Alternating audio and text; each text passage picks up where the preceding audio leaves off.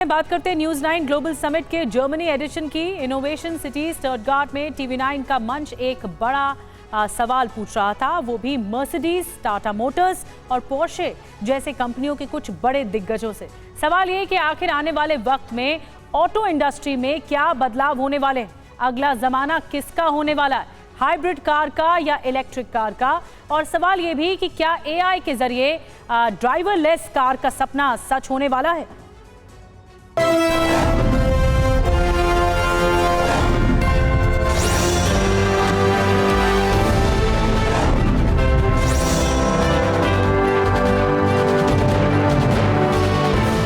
From electric cars to self-driving tech, innovation now leads the way.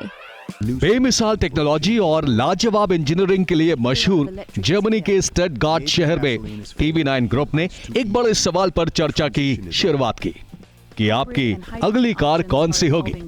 Car की दुनिया किस तरफ जा रही है, EV या हाइब्रिड, क्या चुना जाए।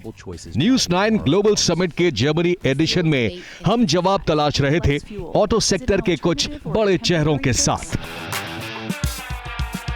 मर्सिडीज बेंज इंडिया के MD संतोष अय्यर की माने तो आने वाला जमाना इलेक्ट्रिक कार का है। The future to define is yet to be seen, but as we see today, there is no other alternative, at least in the passenger car space, than electric. When you have to decarbonize the industry, when you need to also get performance out of the car, I think if you tick all those boxes, right now it's only electric which offers, but future nobody knows.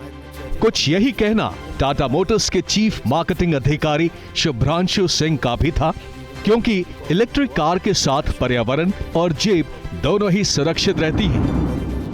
The consumer realizes that he is doing good by doing well himself, as in the cost of operation itself becomes a major motivator. Say for instance in the case of last mile cargo, if you are spending 30,000 rupees on average a month on diesel, if you have, say you're running 300 kilometers a day, the equivalent costs in electrification would be about 3,000 rupees a month. So even though the vehicle cost would go up, the cash in the pocket and the cost of operation is so lucrative that it is becoming a major magnet. So I think contextually people realize that it's good for business, it's good for environment. एक सवाल जो आप भी जानना चाहते होंगे कि car में AI के इस्तेमाल की कितनी संभावनाएं हैं, यानी AI के जरिए ड्राइवरलेस कार। जवाब पोर्शे के सीनियर कंसल्टिंग पार्टनर से सुनिए। This is the age of the software-defined vehicle. Yes, you've heard this before, but no longer design first, then ECUs, then software. Today it's software first, then a few ECUs, and then we can go into any beautiful car like any Porsche. So this is the basic idea. And along the way, AI helps us to be better in coding, to be better in design, to be better in supply chain. News 9 global summit के Germany addition में auto sector से जुड़ा ये बड़ा विमर्श था। निष्कर्ष के तौर पर इतना समझिए कि ऑटो की दुनिया बहुत जल्द बदलने वाली है।